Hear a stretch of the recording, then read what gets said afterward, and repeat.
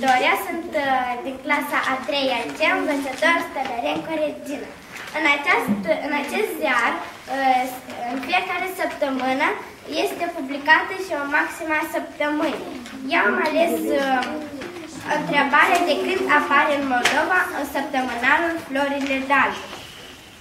Primul ziar al copiilor din Moldova era Schimbul Leninism.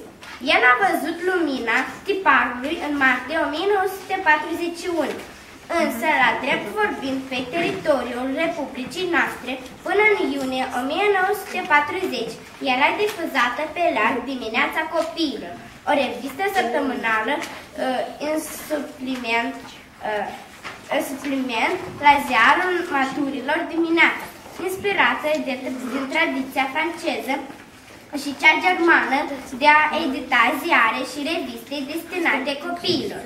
Totuși, grație unor scriitori și oameni de cultură valoroși care au stat în cârma ziarului sau au făcut parte din colectivul de creație, printre care e suficient să-i numim pe Grigore Vigheru, Aureliu Busuioc și Liviu Damian.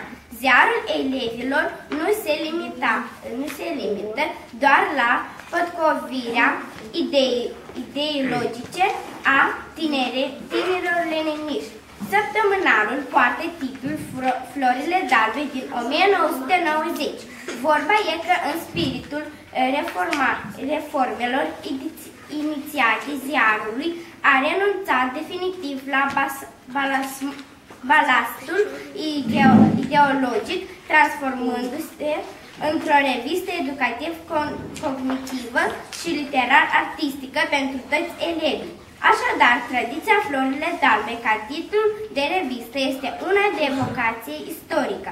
Și nu în ultimul rând, Florile d'Albe se asociază de minune că înșivă voi, copiii care sunt florile vii ale vieții, cu însăși copilăria și tinerețea care sunt florile vârstei omenești. În anul 2012, prin decernarea Premiului Internațional Era Calității, categoria platină, care urma să ne fie înmânată la Geneva, dar n-am putut să ne prezentăm din lipsă de bani.